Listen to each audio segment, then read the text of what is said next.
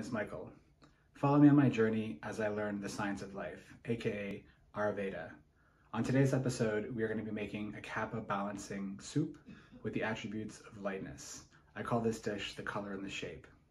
Before we start, I want to send gratitude out to the universe. I live in a place where I can acquire all of these amazing foods, and I want to acknowledge that blessing.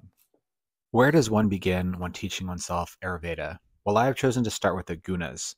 The gunas are the primary qualities of nature, also known as the different attributes in all things. There are three of them.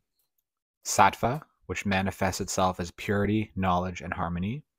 Rajas is expressed as passion, action, energy, and motion. And tamas manifests itself as impurity, laziness, and darkness. These are either building or lightening qualities, and their qualities are opposites, hot and cold, for instance. Imagine a dry pasta served without the tart and herbaceous tomato sauce. These opposites balance, but if you have too much of something without its opposite, you will go out of balance.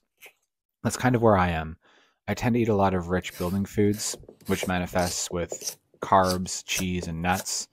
In order to get my body back in balance, my aim is to increase the lightening properties, which brings us to this soup you have seen me making. I've chosen foods which possess the attributes of hot, light, mobile, clear, and easy. By the way, the research for this dish came from Kate O'Donnell. Shout out to Kate and her books. They have been the fuel in my Ayurvedic journey. I chose this dish because it was broth-based, and broth is literally the opposite of my meal preferences.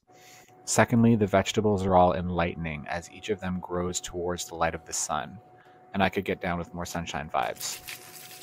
I like the concept of this soup because I'm cutting up the vegetables into precious shapes, but then using the end bits to flavor the broth.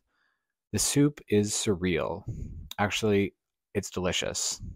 It's surrealicious. I just invented a word.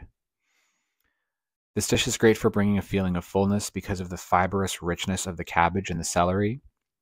It's a bit of a revolution for me because had I not been studying Ayurveda, I would never have thought to make a broth soup.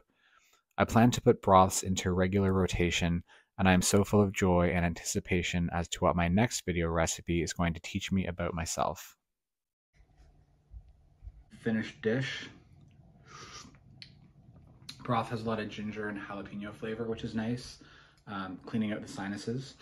What I'm loving about this dish is it's so green, and it's just full of like beautiful poached vegetables, like delicately poached. It's something that I would never have made in the past, even though I know how to make it. It really makes me feel good about this course of study that I'm on, because I'm going to learn how to do all of these delicious things.